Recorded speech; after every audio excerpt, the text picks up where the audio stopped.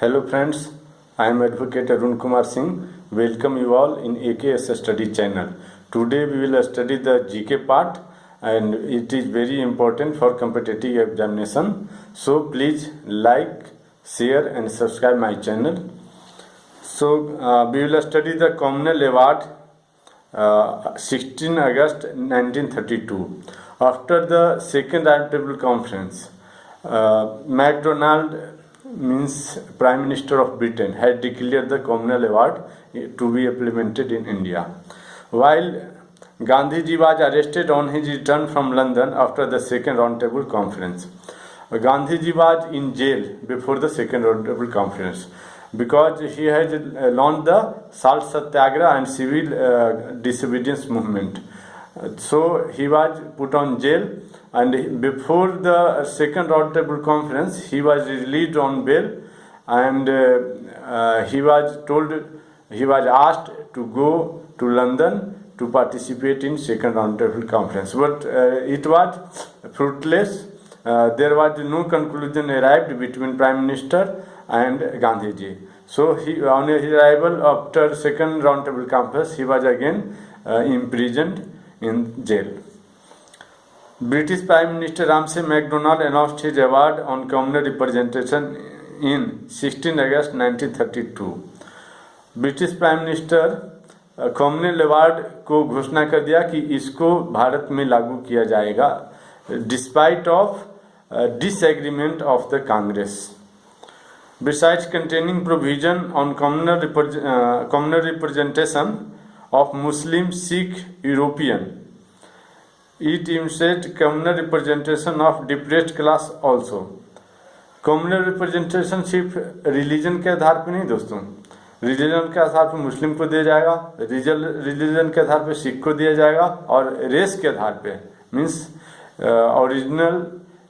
Origin के आधार पे European को भी दिया जाएगा, और डिप्रेस्ड क्लास जो हैं SC ST उनको भी दिया जाएगा। कम्युनल अवार्ड में क्या होता है दोस्तों, कम्युनल रिप्रेजेंटेशन में कि एक विशेष कम्युनिटी के लोग उसी कम्युनिटी के लोग को चुनेंगे और बाकी जो वहाँ दूसरे कम्युनिटी के लोग हैं वो उनको वोट नहीं देंगे। ये है कम्युनल अवार्ड। तो ये संभव नहीं है। इसके जगह पे गांधी जी का कहना ये था कि आप रिजर्वेशन ले लो, लेकिन कम्युनल अवार्ड करने से देश टुकड़े टुकड़े में बढ़ जाएगा। क्यों? क्योंकि सभी जगह मिक्स लोग रह रहे हैं, जहाँ हिंदू रह रहे हैं, मुस्लिम भी रह रहे हैं, जहाँ सिख रह रहे हैं वहाँ अदर रिलीजन के भी रह रहे हैं, जहाँ यूरोपियन रह रहे हैं वहाँ भी अदर रिलीजन के लोग रह रहे हैं, जहाँ डिप्रेस्ड क्लास SC ST रह रहे हैं वहाँ अदर्स कास्ट के भी हायर क्लास के भी लोग रह रहे हैं। तो ये संभव नहीं है, लेकिन ब्रिटिश प्राइम मिनिस्टर ने इसको लागू करने की घोषणा किया after second round table conference. Gandhi was deeply grieved by this and underwent a fast in protest against this award, since it aimed to divide India on a communal basis.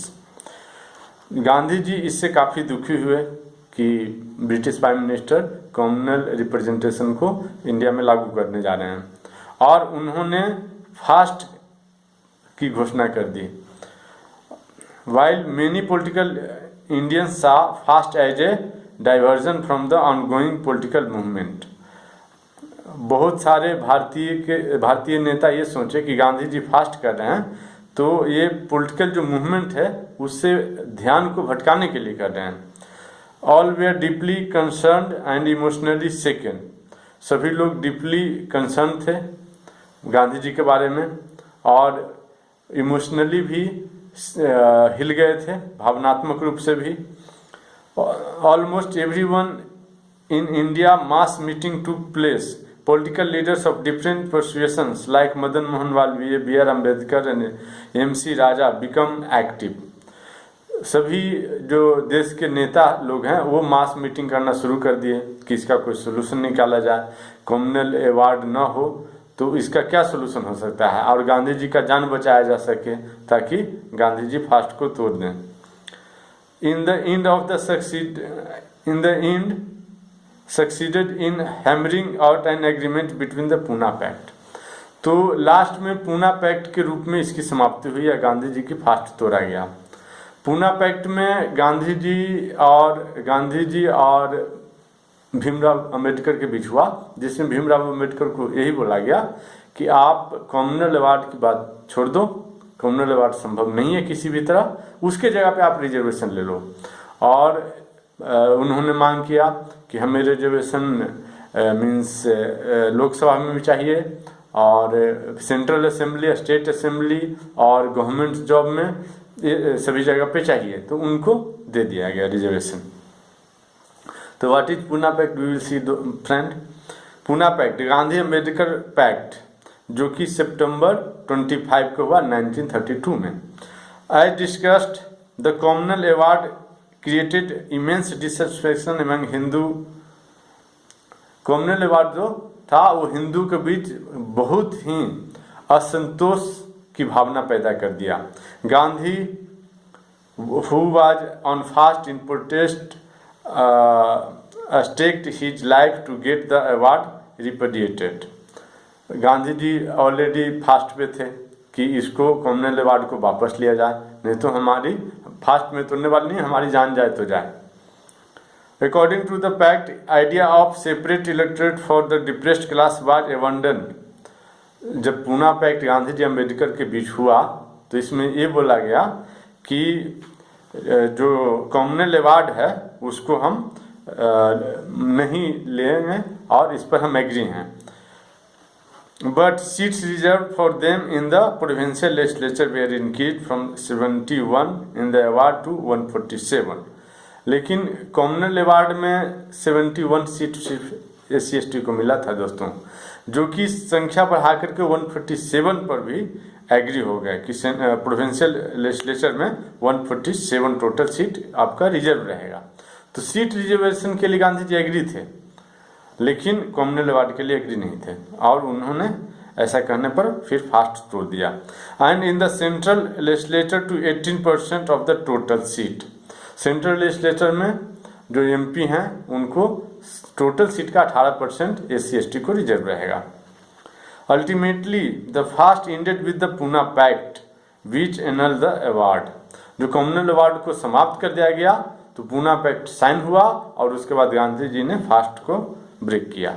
Leaders of the various groups and parties among Hindus and B.R. Ambedkar on behalf of Harijans sign the pact.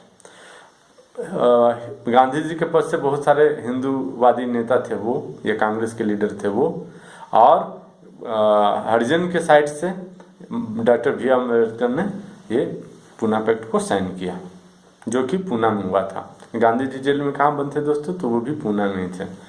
और भीमराव अम्बेडकर कहाँ के रहने वाले हैं, तो वो भी मुंबई के रहने वाले, महाराष्ट्र के हैं।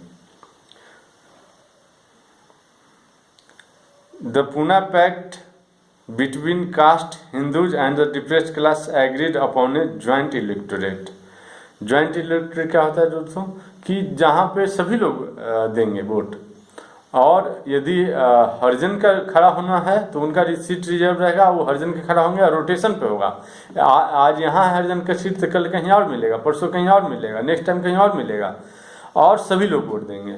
लेकिन कम्युनल रिप्रेजेंटेशन में क्या होता है कि यदि एक तो उस कम्युनिटी के लोग ही कैंडिडेट खड़ा होंगे इलेक्शन में, एक दूसरा उस कम्युनिटी के लोग ही वोट करेंगे, तो ये तो संभव नहीं है। दूसरे कम्युनिटी के लोग भी वहाँ रह रहे हैं तो वो क्या करेंगे। अभी हम देखेंगे दोस्तों एक बहुत ही important topic, that is government of India act 1935, जिसका मेजर पोर्शन कॉपी किया गया है इंडियन कॉन्स्टिट्यूशन में। The Government of India Act 1935 is a source of Indian Constitution. The Simon Commission report submitted in 1930 formed the basis of the Government of India Act 1935. जो Simon commission का report सौंपा तो उसने government of India का base दिया कि ऐसा act बनाया जाए। The new government of India act received the royal assent on 4 August 1935। जैसे कि अभी असेंट होता है प्रेसिडेंट का, तो वहाँ रॉयल असेंट होगा किसका, क्वीन का, जो भी इंग्लैंड का होगा। The act continued and extended all the existing features of earlier constitutional reform. जो गवर्नमेंट ऑफ इंडिया एक्ट में था, पहले के जो संविधान के जो भी सुधार थे उस सबको समाहित किया गया। But in addition there were certain new principle introduce, लेकिन कुछ नए सिद्धांत भी इसमें डाला गया। किसमें? गवर्नमेंट ऑफ इंडिया एक्ट में दोस्तों। It provided for a federal type of government, ये फेडरल टाइप गवर्नमेंट प्रोवाइड किया। फेडरल टाइप गवर्नमेंट क्या होता है दोस्तों? There will be union of a state, country will be union of state, there will be many state government and one central government, but central government having more power than a state government, means there will be unitary structure, so it is federal structure. Federal structure means a unitary structure. Government will have, central government will have more power than a state government. Thus the act first introduced provincial autonomy. Government of India act पहला point है कि provincial autonomy को introduce किया, means उसमें बहुत सारा स्वतंत्रता दिया जाएगा।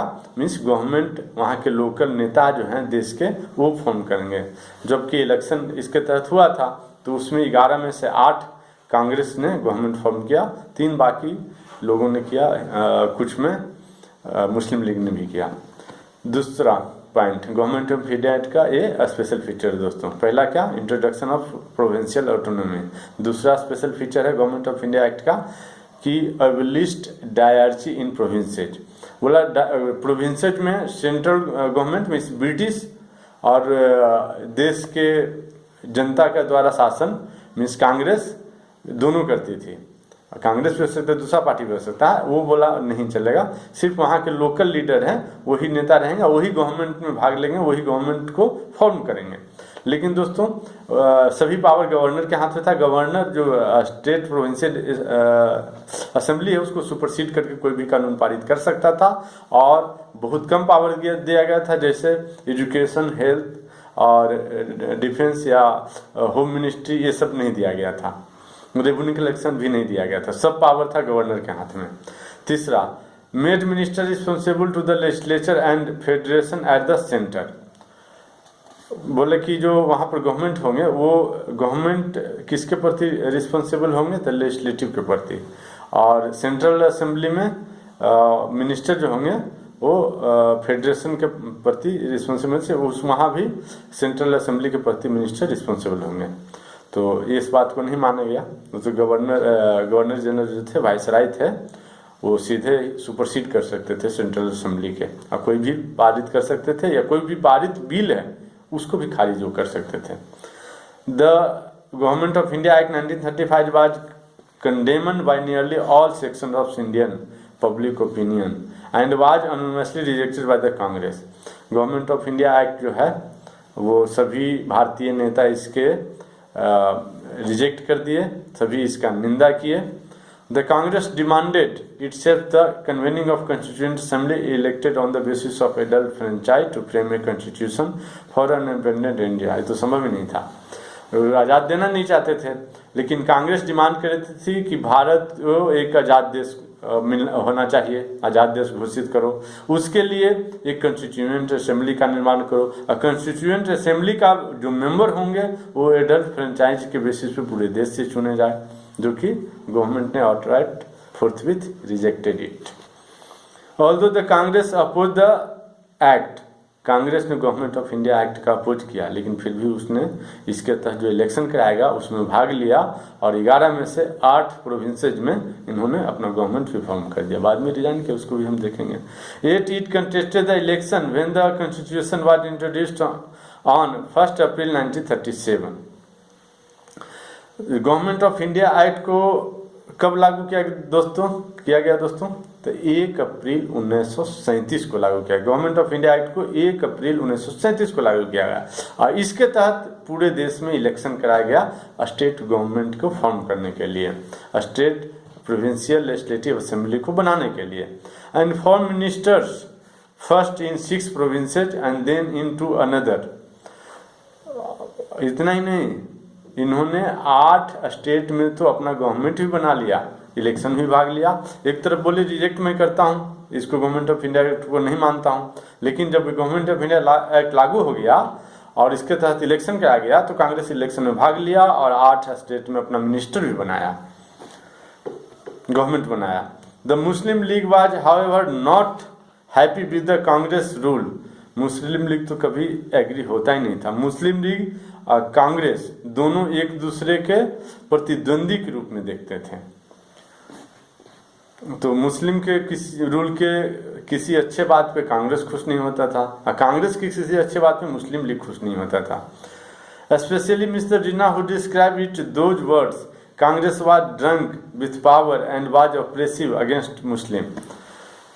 ये मिस्टर जिन्ना का कहना है। मिस्टर जिन्ना तो हमेशा कांग्रेस से लास्ट में नाराज ही रहते थे। इन्होंने ही पाकिस्तान के जीत पर गया, जिसके कारण कि इंडिया को 3 टुकड़े में बट गया। एक ईस्ट पाकिस्तान जो अभी बांग्लादेश है, एक इंडिया और एक वेस्ट पाकिस्तान जो अभी पाकिस्तान है। तो अभी देखते हैं दोस्तों कि कांग्रेस के जो मिनिस्टर्स थे उन्होंने रिजाइन कर दिया, क्योंकि 1939 से लेकर के और 1945 तक 45 तक सेकंड वर्ल्ड वार चला, जिसमें इंडिया के लोगों से बिना पूछे ब्रिटिश गवर्नमेंट ने इंडिया को वार में शामिल होने का घोषणा कर दिया। तो इसी कारण गुस्से में कांग्रेस ने 8 के 8 जो स्टेट थे उससे रिजाइन कर दिया। देखते हैं। The second world war broke out in Europe on 3rd September 1939 that brought British also within its fold। Second world war शुरू हो गया दोस्तों, और जो कि शुरू हुआ 3 सितंबर 1939 से, समाप्त हुआ 1945 में। समाप्त कैसे हुआ दोस्तों? तो पहला तो जापान पूरा साउथ ईस्ट एशिया को जीत रहा था और जर्मनी पूरा यूरोप को जीत गया।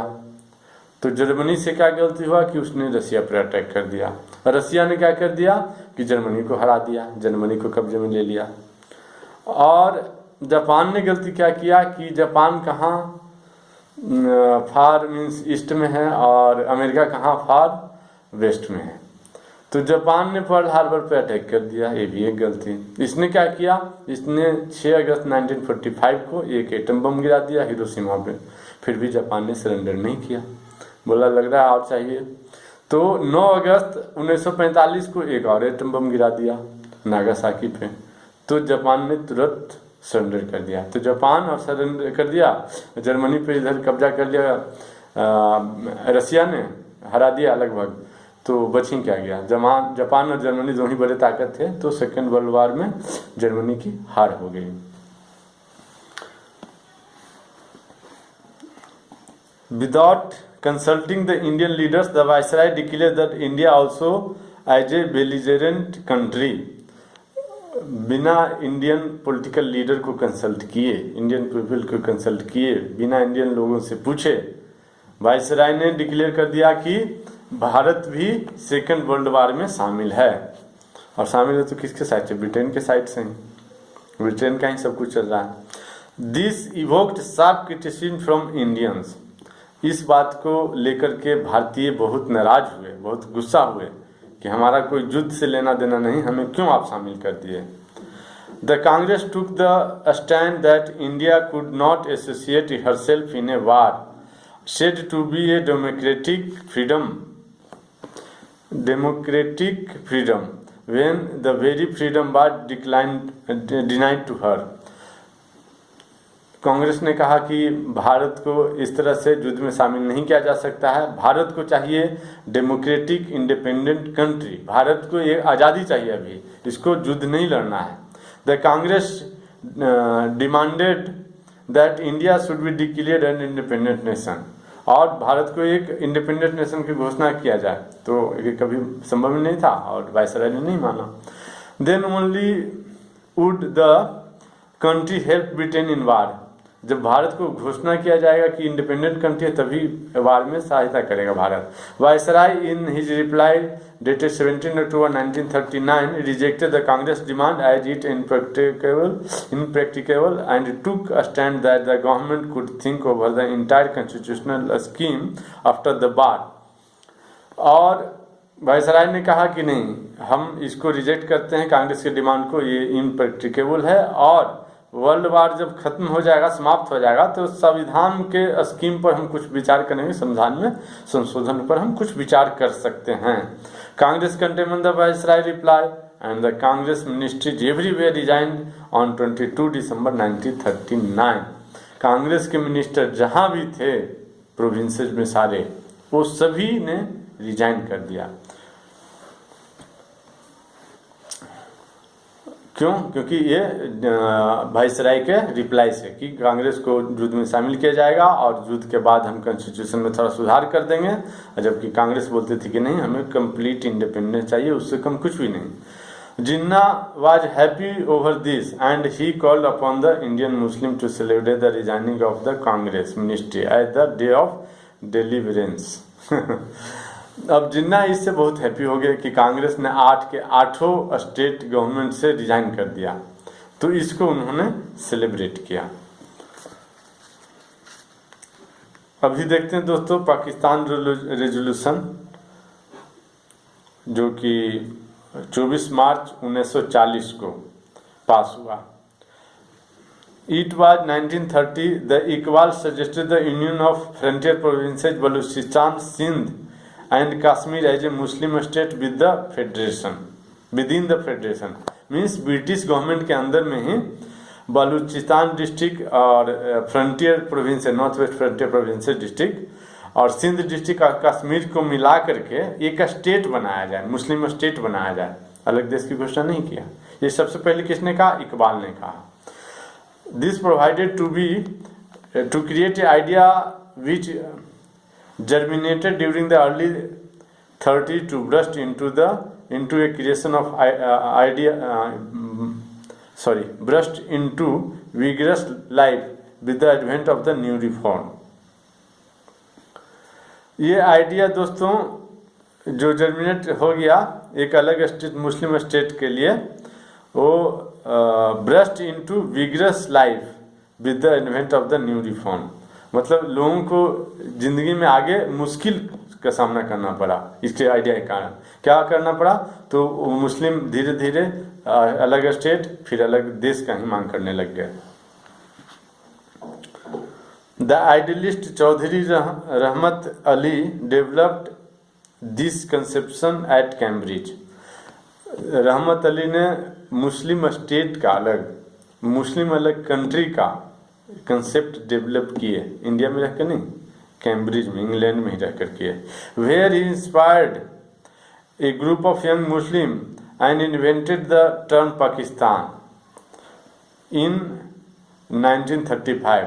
वो एक ग्रुप ऑफ मुस्लिम को इस बातों के लिए पूरा समझाए कि भारत में एक अलग राज्य बनना चाहिए मुस्लिम, फिर भारत में एक अलग कंट्री बनना चाहिए जिसका नाम पाकिस्तान होना चाहिए।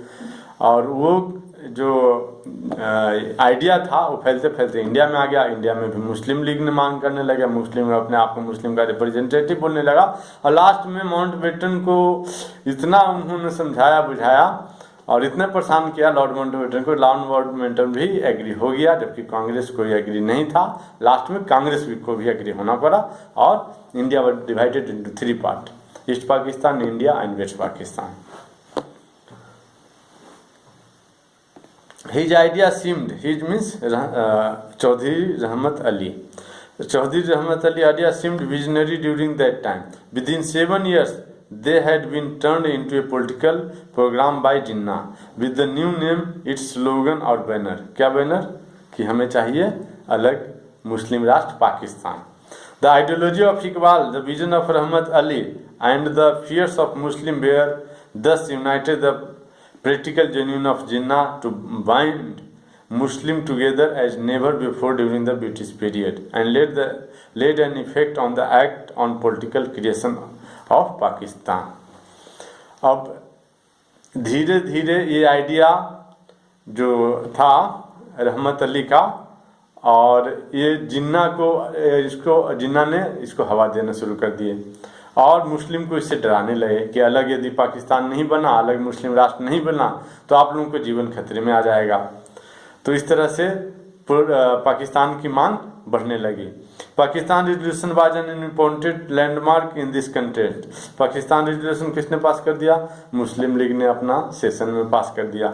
The Lahore session of the Muslim League held on 24 March 1940 pass the Pakistan resolution. लो 1940 में 24 मार्च 1940 में लाहौर में पाकिस्तान का एक सेशन हुआ जिसमें पाकिस्तान का अलग कंट्री बनाया जाए ऐसा रेजोल्यूशन पास कर दिया। And rejected the federal scheme and in the government of India act 1935। Federal scheme जिस सेंटर ऑलमोस्ट पावरफुल रहेगा और उसके अंडर में सारे स्टेट गवर्नमेंट रहेंगे, काम करेंगे, इस स्कीम को भी उन्होंने मना कर दिया। पहले तो मांगा था कि फेडरल स्कीम के अंडर में रहेगा, लेकिन बाद में उन्होंने मना कर दिया। थैंक यू दोस्तों, यह जीके का पोर्शन है जो सभी कम्पिटिटिव एग्जामिनेशन में पूछे जाते हैं और इस सीरीज को मैं आगे भी बढ़ाऊंगा। So my friend, please like, subscribe and share my channel. Thank you.